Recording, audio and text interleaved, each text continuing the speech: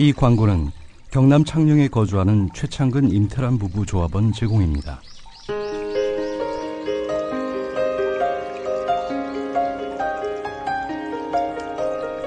안녕하십니까. 국민TV 조합원 여러분, 노무현입니다. 어느덧 또 이렇게 따스한 5월이 찾아왔네요. 지난 대선에 좀 실망한 분들이 많이 계시죠? 너무 낙담하지 마십시오. 여러분들은 최선을 다하셨습니다. 좀 더디어도 민주주의는 반드시 승리합니다. 확신을 가지십시오. 여러분들이 참여하고 계시는 미디어 협동조합 국민TV도 이 소중한 밑거름이 될 것입니다. 참여하신 조합원 여러분, 감사합니다.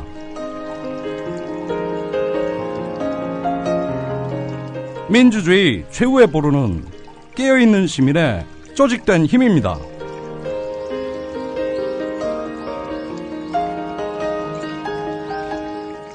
경남 창녕에 사는 최창근 임태란 조합원 부부가 고 노무현 전 대통령이 너무 보고 싶다며 그분의 목소리로 조합원과 시민에게 메시지를 보냈습니다. 5월, 고 노무현 전 대통령 목소리로 온누리에 알리고자 하는 말이 있으신 분은 국민TV 홈페이지를 통해 신청하십시오. 생방송과 팟캐스트를 통해서도 동시에 보내드립니다.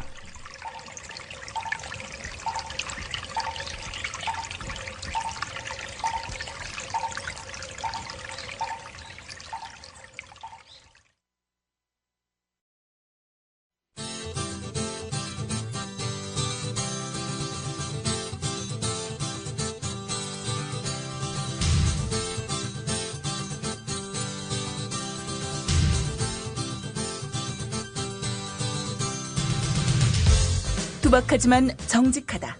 비평을 비평하는 남자 서영석. 그가 바라본 세상. 사설과 칼럼을 통해 오늘을 짚어본다. 서영석의 라디오 비평.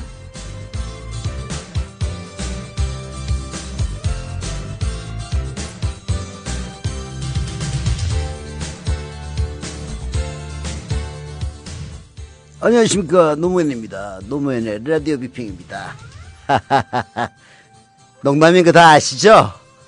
조금 전에 광고를 들으면서 5월 하면 떠오르는 분 노무현 대통령을 생각하면서 한번 해봤습니다.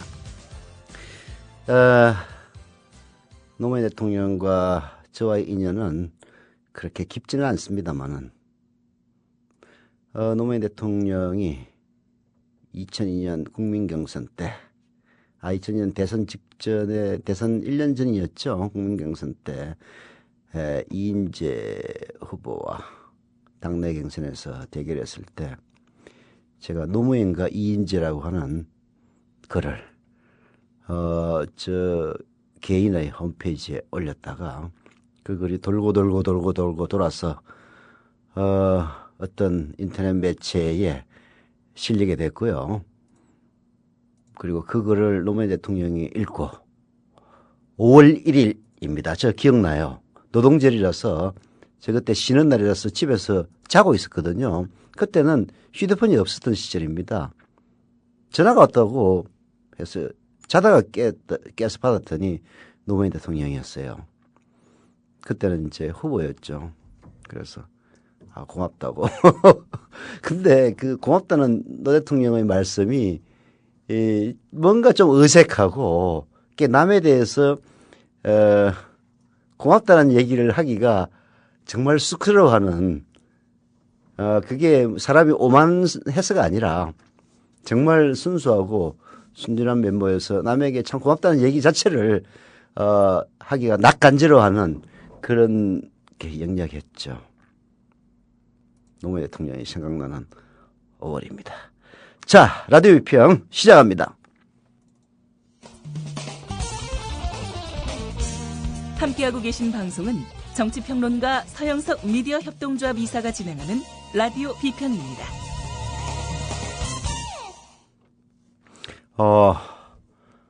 박근혜 대통령이 미국을 갔다 왔죠. 미국을 갔다 왔는데 윤창중 때문에 개판 5분전이 다 됐습니다. 이제 국면 전환을 해야 될 필요가 있는데요. 국면 전환을 하기 위해서 통상 쓰는 권력자들의 수법이 여러 가지가 있습니다만은 언론사주와의 간담회, 언론사 편집국장과의 간담회, 그리고 언론사 정치부장과의 간담회, 뭐 이런 등등의 형식을 빕니다. 그렇게 해서 그 자리에 가서 대통령이 전하는 말씀을 들으면은 자, 이제 우린 그런 오금을 바탕으로 신문을 그렇게 만들어야지. 이게 사실은 전두환 노태우 시대 때의 풍경이었죠. 김대중 노무현 두 분 대통령의 10년 치세에는 그런 일이 없었습니다. 정치부장들이 뭐 갔다 온다고 해도 뭐 갔다 왔나 보다 뭐였지. 자, 오늘 조선일보를 보니까요. 박근혜 대통령의 정치부장 간담회가 효과를 발휘하지 않았나 하는 그런 생각이 들었습니다. 예.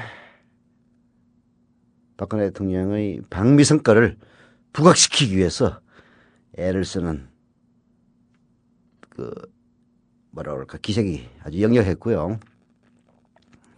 윤창중 사태는 제발 빨리 이치게 했으면 좋겠다는 박근혜 대통령의 정말 고민이 조선일보 지면을 통해 역력하게 드러나고 있었습니다. 어제 박근혜 대통령 그 자리에서 이런 얘기를 했다죠. 윤창중이 정말 그런 인물이었나 하는 생각이 든다. 저 자신도 굉장히 실망스럽다. 이런 얘기를 했다고 합니다. 결국은 자기도 제대로 뽑은 줄 알았는데 알고 보니까 그놈이 나쁜 놈이었다. 라는 건데요. 결국은 나도 피해자다. 하는 그런 얘기입니다. 박근혜 대통령을 보면은 박정희가 항상 떠오릅니다. 자기는 항상 진선진미하고 실수를 할 수가 없는 지고지선의 존재예요. 실수는 다 아래 끝들이 하는 겁니다. 그런 사고방식을 갖고 있으니까 임기 시작한 지 몇 달도 안 돼서 그야말로 나라 개망신시키는 윤창중 스캔들이 일어났다는 사실을 아직까지도 박근혜 대통령은 인식하지 못하고 있어요. 5년 내내 인식 못할지도 모릅니다. 자업자득이겠죠.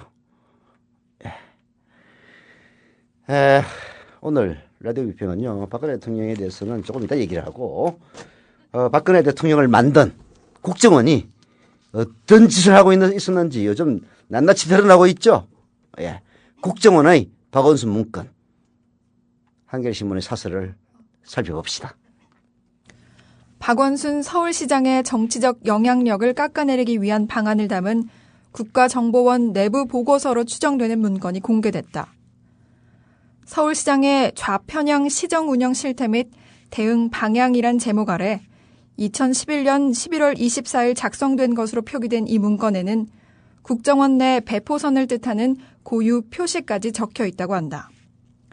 국정원 쪽이 문서고와 전산 기록에서 찾을 수 없어 국정원에서 작성하지 않은 문건일 가능성이 있다고 밝혀 국정원 작성 문건이라고 단정하기에는 아직 이르다. 그러나 문건 작성 형식이나 글씨체, 약물 등이 국정원 문건과 유사하고 문건 내용대로 실행된 정황도 적지 않아 국정원 해명을 그대로 받아들이기는 어려워 보인다. 수사를 통해 철저한 진상규명이 필요하다. 문건은 한마디로 노골적인 정치 개입 방안을 담고 있다.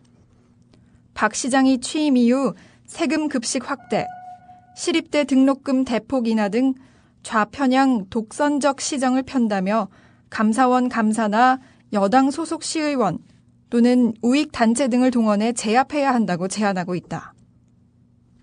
특히 문건에서 제안한 것과 유사한 행위들이 며칠 뒤 실제 이뤄진 것으로 드러나 치밀한 각본 아래 정치 공작이 실행됐을 가능성마저 엿보인다. 네.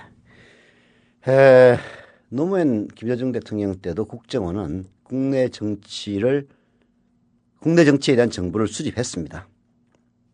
저 자신도 목격을 했죠. 제가 인터넷 매체를 운영하고 있을 때 저를 담당하는 국정원 언론과 직원이 있었습니다. 그 직원 이명박으로 바뀌고 나서부터 지금까지 단 한 번도 전화를 걸어오지 않았습니다만은 그렇다가는 저하고 연관이 있을지 모른다 해서 아마도 신분상 불이익을 받을까봐 전화를 하지 않았을 것이라고 저는 추정하고 뭐 별로 섭섭해하지는 않습니다. 노무현 김대중 때는요 철저하게 관찰만 했습니다. 정보를 수집했죠. 그래서 대통령의 국정 운영에 뭔가 도움을 주기 위한 보고서를 만들고 했습니다. 그러나 그들은 관찰만 했지 개입은 하지 않았어요. 개입이 본격적으로 시작된 것은 바로 이명박 때입니다. 박원순 문건은요 대충 보면 이렇습니다. 박원순 시장이 보궐선거에서 나경원을 누르고 당선된 것은 트위터나 정치 커뮤니티의 역할이 크다라고 반성을 했을 겁니다. 그래서 그대로 뒀다가는 또 다음 선거 총선과 대선에서 우리가 패배할 수 있다. 즉 국정원 원세훈이 이끄는 국정원에서 우리라는 것은 정권하고 이코르예요. 국정원은 국가기관이지 이명박 기관이 아닙니다. 에도 불구하고 원세훈은 자기 말 잘 듣는 놈들은 출세시키고 자기 말 반대하는 놈들은 모조리 징계하고 자르고 좌천시켜가지고 개인 조직으로 만들었던 거예요. 이명박에 충성하는. 그리고 각종 중요한 선거 때는 여당 후보를 당선시키기 위한 정치 공작을 한 거죠. 이 문건은 아직까지 국정원 문건이라고 100% 확인은 되지 않았습니다. 그러나 방금 사설이 지적하다시피 이 문건에서 제안하고 있는 것들은 불과 며칠 뒤에 실제로 일어나요. 할배 깡패들을 동원해서 어쩌고 하면은 며칠 뒤에 집회를 하고 박원순 시장을 공격합니다. 그런 일들이 심지어는요 제가 본 것 중에 하나는 경총이라고 경영자총협회라고 있습니다. 경총을 동원해라고 하면 얼마 안 있다가 경총에서 성명서를 내요. 이게 철저하게 국정원이 단순히 정치뿐만이 아니라 경제, 사회 우리 전반에 영향을 미치는 국정원 에이전트를 총동원해가지고 이 문건에 따라서 그 지시를 실행하고 이행했다는 얘기입니다. 이게 국정원의 공식 보고서 아니라고 하니까 지금 추정된다고만 얘기할 수 있을 뿐인데 이게 그러면 국정원 보고서가 아니면 뭐겠어요? 솔직히 얘기해서. 증거가 없다 뿐이지. 이런 방안이 있다. 제압할 필요성이 있다면 며칠 뒤에 제압이 일어나는데 그게 그러면 한 번은 우연이라고 하겠지만 두 번, 세 번, 네 번이 다 우연이란 말이에요. 또 있습니다. 우리 사설 한번 계속 읽어봅시다. 국공립 어린이집 확충에 대한 재정적 견제 방안을 강구한다는 문건 내용처럼 보건복지부는 지난해 서울시의 예산 지원 요청에도 불가 방침을 고수했다. 하이서울 페스티벌 행사 방해 시위들을 상대로 한 서울시의 손해배상금 징수 포기 검토 방침에 대해 건전 단체들의 항의 방문 시위로 방침 철회를 압박하겠다는 내용의 문건이 작성된 지 나흘 만에 실제 8개 보수단체가 박 시장 규탄 시위를 시청 앞에서 열기도 했다. 골 때리네요. 건전단체래. 참나. 내가 보기에는 불량단체입니다. 아니 국정원이 이렇게 항의 방문 시위로 방침 철회를 압박한다는 이런 제안이 나오면은 불과 나흘 뒤에 규탄 시위를 벌이는데 이게 건전단체라면 대한민국에 건전한 거는 전부 그냥 정권을 보위하는 단체만 건전하게 단체지.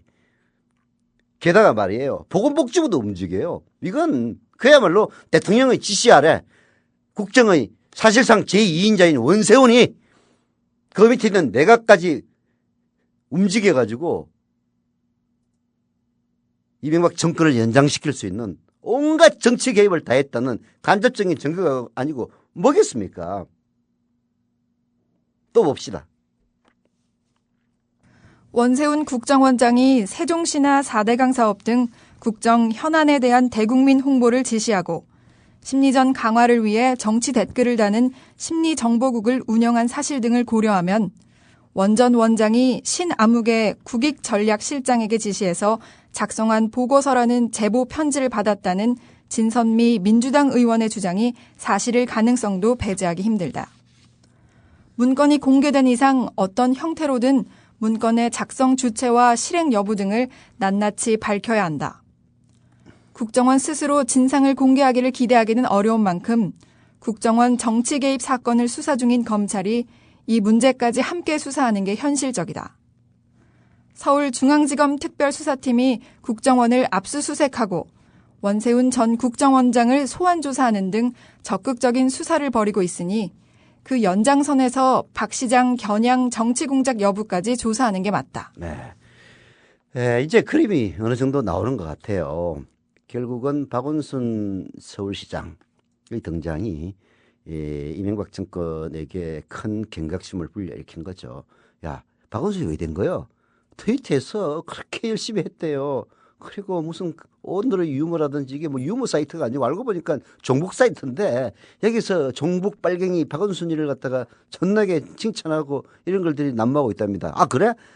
그 대책을 마련해야지. 알바 부대가 조직되는 겁니다. 트위터도 이미 뉴스타파에서 보도했던 것처럼 알바 계정들이 활동했다는 흔적이 보이고 있죠. 흔적이 보인다는 거는요, 실제로는 어마어마하게 많이 했다는 얘기입니다. 오늘의 유머에서도 마찬가지고 그렇게 한 이유가 뭐가 있겠어요. 박원순 이후 결국은 총선에서 혹은 대선에서 새누리당 후보, 한나라당 후보를 당선시키기 위해서 하는 거 아닙니까?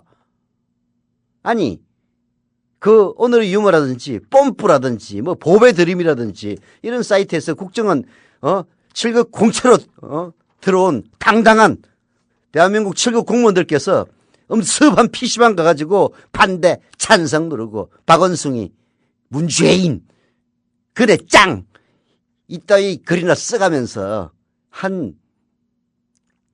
참나 국정원 직원들 진짜 쪽팔릴 줄 아십시오. 물론 뭐 국정원 직원들이 그 76명인가 되는 대북 심리 전단인지 지랄인지 그것만 하는 건 아니니까 나머지 분들이야 정말로 엄지에서 일하고 양지를 지향하는 선량하고 착한 대한민국의 공무원들이겠지만은 원세훈의 지령에 따라서 국내 정치에 개입했던 사람들은 정말 가슴에 손 얹고 반성해야 됩니다. 야, 내가 대한민국 공무원으로서 사랑스러운 공무원으로서 국록을 먹고 있으면서 이명박이를 위해서 원세훈이를 위해서 엄침한 PC방 가가지고 찬성 반대라 누르고 있었단 말이야. 쪽팔릴 줄 알아야 됩니다. 지금까지 양심선언이 나오고 있지 않다는 것 자체가 국정원의 그야말로 국민들을 위한 공복이라는 공무원 정신이 멍들어 있다는 증거입니다. 여하튼 뭐 이런 것들은 결국은 여당 후보를 이롭게 하기 위한 정치 개입입니다. 그런 댓글 공작에 의해서 박근혜 후보가 대통령으로 당선됐는지 안 됐는지 확인할 수는 없습니다만은 그거 중요한 거 아니에요. 박근혜 대통령을 당선시키기 위해서 국가의 매우 중요한 단체이고 툭하면 명예훼손이라면서 민간인들에게 소송이나 거는 단체 그 국정원 이 개입을 했다는 것 자체가 그야말로 박근혜 대통령의 정통성에 엄청나고도 중대한 하자로 작용할 것이라는 것은 박근혜 대통령이 자신이 알아야 한다는 얘기입니다.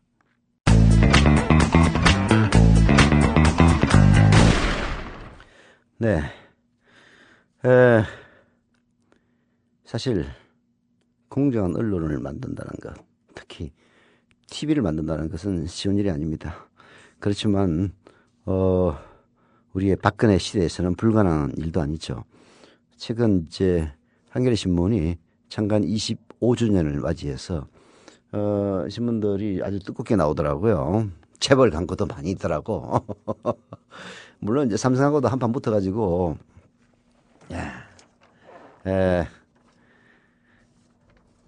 한동안 삼성 광고 안 나오다가 요즘 삼성 광고 좀 나왔죠. 우리는 삼성 광고는 진짜 절대로 안 받을 겁니다. 왜 안 받느냐면은 한겨레 신문을 타산지석으로 삼기 때문이죠. 한겨레 신문이 나빠서가 아니라 한겨레 신문도 사람들이 모여 있는 조직입니다. 그리고 광고로 먹고 사는 신문이에요. 불행하게도 대한민국에서 삼성 광고가 차지하는 비중이 굉장히 높습니다. 그 광고에 의존을 하다 보면은 결국은 삼성이 광고를 뺄 때 어떤 문제로 트러블을 일으켜서 광고를 뺄 때 그 조직이 갖는 그 언론사가 받는 타격이 굉장히 큽니다. 그래서 그런 다툼을 미리 예방하기 위해서 삼성 광고 없이 운영할 수 있는 그런 언론사가 저는 꿈이었죠. 뭐 비록 제가 제 돈을 제가 출제한 건 100만 원밖에 없습니다만은 직접 전부 출제해서 만든 언론사는 아닙니다만은 제가 그야말로 n분의 1로 발가락이 아니고 발가락입니다. 발가락 하나 얹고 있는 이 언론사. 정말 재벌에게 독립된 언론이라면은 권력에게 독립하는 것은 쉬워요. 정말 박정희 전두환 시대 때는 권력에게 독립하기가 정말 어려웠습니다. 왜? 권력은 바로 야만이고 폭력이니까 말 안 들으면 틀에다 그냥 줘 때리고 패고 고춧가루 먹이고 그 남영동 1985처럼 그렇게 했단 말이에요. 그래서 권력이 검력보다도 더 셌습니다. 그러나 민주화 1987년의 민주화가 드디어 이루어지면서부터 이제 돈이 권력 위에 서기 시작한 거죠. 지난번 박근혜 대통령 방미수행 때 이건희 삼성 회장을 비롯해서 재벌그룹 회장들이 주르르 따라갔죠. 겉으로 보기에는 이야 박근혜 세구나 라고 느끼실지 모르지만요. 3년만 있어 보십시오. 거꾸로 됩니다. 그리고 그 자리에 앉아있던 재벌 회장들도 거꾸로 매달아도 국방부 시계는 간다는 게 원래 병으로 입대한 병사들의 얘기죠. 재벌 회장들도 그렇게 생각했을 겁니다. 3년만 기다려봐. 4년만 기다려봐. 그런 언론을 만드는 그 첫 초석이 바로 여러분들이 가입하는 미래협동조합 국민TV 조합원의 출자금이라는 거. 그 중요한 의미를 저와 공유를 했으면 합니다. 가입하신 분 4명 계시네요. 오미미님, 이형주님, 이재성님, 배병주님 감사드립니다. 배병주님은 닉 아이디가 차차차고요. 이재성님은 민트 스튜디오입니다. 이형주님은 XEROS23 제로스라고 있나요? 그리고 오미미님은 MI624 이렇게 되어 있네요. 대개 뒤에 있는 숫자는 자기 생년월일들이죠. 저도 잘 압니다. 감사드립니다. 자, 오늘 두 번째 칼럼은요. 여러분들도 잘 아시는 순수 보수주의자, 범죄심리학자 표창원 교수. 지금은 교수 아니지. 경향신문에 기고하고 있는 표창원의 단도직입, 공직기강 확립으로 안 되는 일 읽어보겠습니다. 5월 15일 오후 미국 뉴욕 소피텔 호텔 데스크에 한 여성이 울면서 성폭행 피해 사실을 알렸다. 호텔 측은 바로 경찰에 신고했고 경찰관들은 간단한 사실 확인과 현장 조사를 한 후 피해자를 피해자 보호 전문팀에 인계했다. 용의자는 숙박료만 하루 3천만 원이 넘는 스위트룸에 머물던 외국 고위 공무원이었다. 그가 짐을 황급히 챙겨 호텔을 빠져나간 정황을 파악한 경찰은 바로 공항 출국자 리스트를 확인했다. 잠시 후 뉴욕 JFK 국제공항 활주로에서 비행기가 이륙하기 직전 경찰관들이 기내로 들이닥쳤다. 경찰은 1등석에 앉아있던 점잖은 노 신사에게 다가가 신원을 확인한 후 미란다 고지를 한 다음 수갑을 채우고 비행기 밖으로 데려나왔다. 네, 이 이야기는요. 윤창중 이야기가 아닙니다. 정확하게 2년 전에 발생한 도미니크 스트로스칸 프랑스 국적의 세계 경제대통령 국제통화기금 총재 얘기입니다. 이 스트로스칸은요. 당시 프랑스의 대통령 후보로도 거론되어 있었던 사람이죠. 이 호텔 방에서 한 성폭행 혐의 때문에 그는 바로 공항 이륙 직전 1등석에서 수갑에 묶인 채 끌려 나와 성범죄자들과 흉악범들만 수용되는 악명 높은 구치소로 직행했습니다. 그리고 거기서 혹시라도 자살할까 봐서 원래 지위가 높은 사람이 그렇게 바로 밑바닥으로 내려 박히면은 자살해요. 그래서 온몸을 묶습니다. 자살을 방지하기 위해서. 온몸을 묶는 자살 방지 프로그램도 적용이 되었습니다. 유죄 확정도 안 됐는데 수갑을 채운 모습이 여과없이 보도되는 미국적 상황에 프랑스 여론이 반발감을 드러내기도 했다고 합니다. 하지만 거의 사법 처리 과정에 국가적이거나 조직적인 방해 시도는 없었죠. 빨개 벗고 있다가 청소하러 들어온 여종업원을 호텔방에 감금한 채 성폭력을 했다는 최초 신고 내용은 윤창중의 혐의 내용보다는 더 엄중합니다. 반면에 윤창중은 사실상의 업무상 지배관계, 말하자면 청와대 대변인으로서 그 방문단이었고 그리고 그 인턴 직원은 거기에 고용되어 있는 사람들이에요. 그래서 그것을 업무상 지배관계라고 전문 용어로 표현을 합니다. 법률 용어죠. 윤창중은 사실상 업무상 지배관계에 있는 어린 여학생을 대상으로 성범죄를 저질렀고 경찰 수사를 피해 도피해 왔으며 기자회견에서 일방적인 주장을 내세우며 피해 여학생에게 2차 피해를 야기했다는 점에서 도덕적 비난의 대상이 되고 있다라고 담담하게 표창원 선생이 기술하고 있네요. 자, 더 큰 문제는 뭐냐? 우리 김희주 아나운서의 목소리로 들어봅시다. 더 큰 문제는 스트로스칸의 범죄가 시종일관 개인 문제로 인식된 반면 윤창중의 범행은 국가적 문제로 비화되고 있다는 것이다. 이미 외신은 윤창중 범행의 뒤엔 한국 사회의 일상적인 직장 내 성추행 관행이 자리 잡고 있고 한국 성평등 순위가 세계 135개국 중 108위에 그친다는 문제를 부각시키고 있다. 선출직인 IMF 총재와 달리 임명직인 청와대 대변인 자리에 특성을 들어 박 대통령이 주로 도덕성에 문제가 많은 인물을 임명해서 발생한 문제라는 지적도 제기하고 있다. 그렇게 7명이나 되는 사람들을 낙마시키면서도 국내 문제로 나라 망신까지는 시키지 않았던 박근혜 대통령이 드디어 전 세계적으로 망신을 시키고 있습니다. 임명직, 청와대 대변인 임명직이죠. 임명직인 그 청와대 대변인 박근혜 대통령이 임명하지 않았습니까? 그뿐 아니라 도덕성에 하자가 많은 그런 인물들을 임명을 해서 7명이나 청문회에서 아웃되는 물론 뭐 행정관 이런 것까지 합치면 11명이 넘는다는 그런 얘기도 있는데요. 이게 이제 외신을 통해서 마저 우리 박근혜 대통령의 쌩얼이 여과 없이 드러나고 있는 겁니다. 자, 계속 갑니다. 더욱 심각한 것은 홀로 도주를 감행한 스트로스칸과 달리 윤창중의 도주에 청와대와 주미 한국문화원이 조직적으로 개입했다는 정황들이 드러나고 있는 부분이다. 한국 정부 혹은 공무원이 윤창중 도피를 도운 혐의로 사법방해죄 적용을 받는다면 대한민국이 범죄국가가 되는 치욕이다. 다행스럽게 형사처벌을 피한다 해도 피해자 측이 민사소송을 제기한다면 같은 결과가 초래될 가능성이 있다. 국가 망신을 피하기 위해 윤창중과 정부, 극우 농객들과 네티즌들이 무시하고 모욕한 피해자 가족의 애국심에 호소해야 할 상황에 처해 있다. 이미 박근혜 대통령과 측근들은 지난 대선 과정에서 불거진 국정원 사건 의혹의 경찰 수사 과정에 악영향을 미치는 잘못된 발언들을 공개적으로 했다.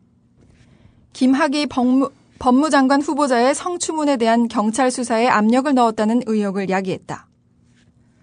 국정원 게이트 등 권력형 사건에서는 단 한 명도 구속하지 않은 검찰이 대통령 동생 박지만 씨의 살인사건 연루 의혹을 보도한 기자와 편집인에게 구속영장을 청구한 것도 박근혜 정부다.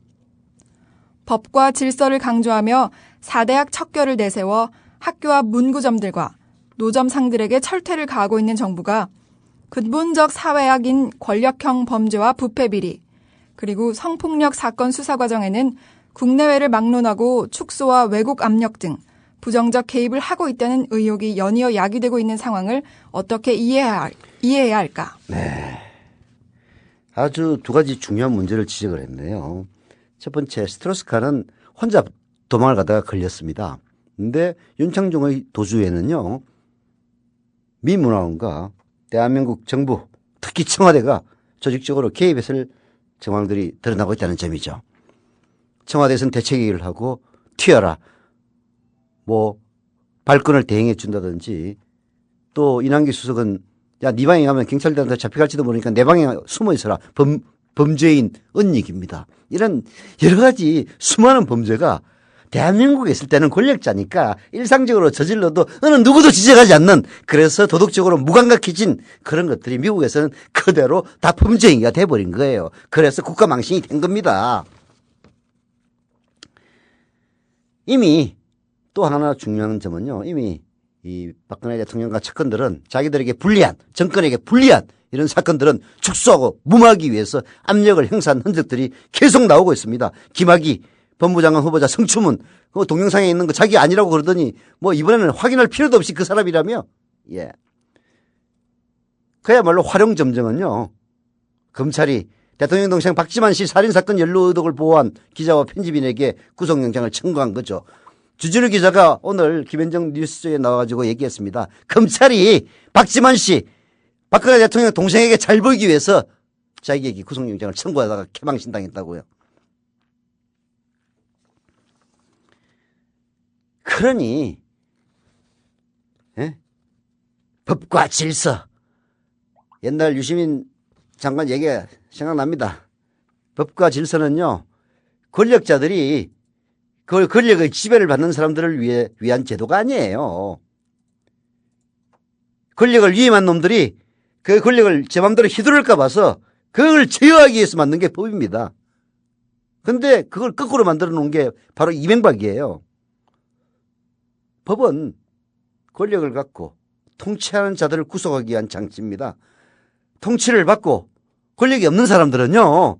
범죄를 저질러야 저지를 수가 없어요. 그러면서 학교와 문구점들이나 노점상들이나 잡아넣고 이런 정부가 정말 근본적 사회학인 권력형 범죄, 부패비리, 성폭력 사건 수사 과정에서는 국내외를 막론하고 국내외를 막론하고 합니다. 축소와 왜곡 압력 이런 개입을 하고 있다는 거 도대체 어떻게 이해해야 합니까? 표창원 선생의 결론을 한번 들어봅시다. 공직기강 확립 등 구태의연한 아랫사람 단속하기로 해결될 문제가 아니다. 대통령과 그 측근들부터 법과 원칙에 대한 확고한 철학을 수립하고 지금 당장은 불이익이 발생하더라도 투명하고 솔직하고 원칙적으로 대응하는 습관을 길러야 한다. 정의는 그들의 권력보다 수천만 배 더 중요한 결코 양보할 수 없는 대한민국의 가치이기 때문이다. 예, 표창원 교수가 보수라는 점은 바로 이런 점에서 드러납니다. 그래서 준엄하게 박근혜 대통령과 그 주변 인사들을 꾸짖는 데서 그치는데요. 저는 거기에 하나 더 제안을 합니다. 자유권을 발동해야 돼요. 그런 식으로 계속 법과 질서를 자기 자신에게 적용하지 않고 바로 법과 질서 없이 살 수 있는 사람들에게만 적용한다면은 그 을들이 자유권을 발동을 해서 그야말로 갑이 꼼짝달싹 못하도록 반성하지 않을 수 없도록 만들어줘야 됩니다. 민주주의는 단순히 고담진언론을 얘기한다고 달성되는 거 아니죠. 항상 거기에는 그러한 권리를 행위하기 위해서는 땀과 노력이 필요합니다. 다행스럽게 피를 요구하지 않는 시대여서 정말 다행이라고나 할까요?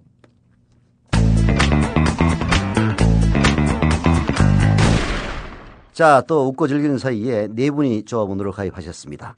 한재일님, 아이디는 즐거운 행복입니다. 감사드립니다. 김도연님, 아이디는 연어님입니다. 연어님이 윤어님은 들어도 연어님은 또 못 들어봤네. 예, 김도연님 감사드립니다. 아이디 굴밤나무 이혜원님 감사드리고요. 아이디 상선약수터의 정경희님 역시 고맙습니다.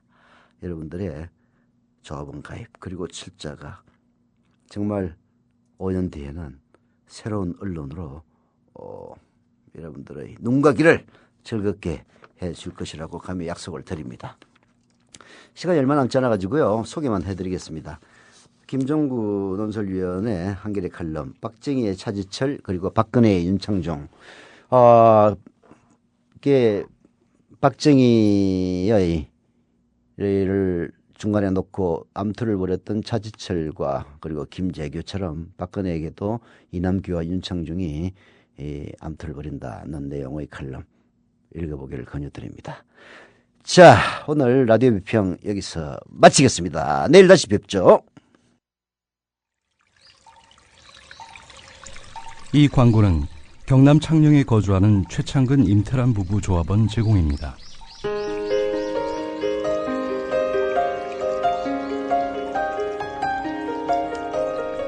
안녕하십니까. 국민TV 조합원 여러분, 노무현입니다. 어느덧 또 이렇게 따스한 5월이 찾아왔네요. 그 지난 대선에 좀 실망한 분들이 많이 계시죠. 너무 낙담하지 마십시오. 여러분들은 최선을 다하셨습니다. 좀 더디어도 민주주의는 반드시 승리합니다. 확신을 가지십시오. 여러분들이 참여하고 계시는 미디어 협동조합 국민TV도 이 소중한 밑거름이 될 것입니다. 참여하신 조합원 여러분, 감사합니다.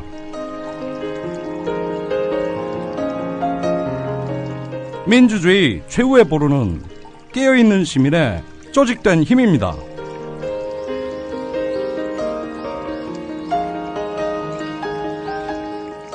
경남 창녕에 사는 최창근 임태란 조합원 부부가 고 노무현 전 대통령이 너무 보고 싶다며 그분의 목소리로 조합원과 시민에게 메시지를 보냈습니다. 5월, 고 노무현 전 대통령 목소리로 온누리에 알리고자 하는 말이 있으신 분은 국민TV 홈페이지를 통해 신청하십시오. 생방송과 팟캐스트를 통해서도 동시에 보내드립니다. 제가 잘 못합니다. 옛날에 어릴 때 한참 연습을 했는데 까맣게 잊어먹었는데 오늘 여기 나오려고 연습을 열심히 했는데 끝까지 할 수 있을지 모르겠습니다.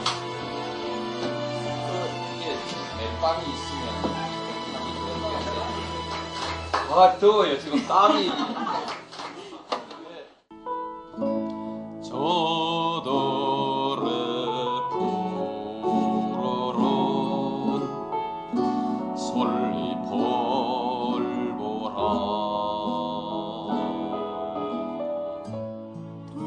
국민TV 정치자 여러분, 안녕하십니까?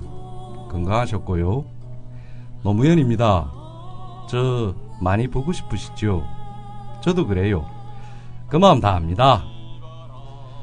이제 눈물 닦고 앞으로 나가야 할 때 아니겠습니까? 이제 울지 마십시오. 깨어있는 시민의 힘 보여주십시오. 사람 사는 세상 함께 만들어주십시오. 5월 19일 일요일 오후 2시부터 서울시청 광장에서 웃으며 뵙겠습니다. 강물은 바다를 포기하지 않습니다. 강물처럼 야! 기분 좋다!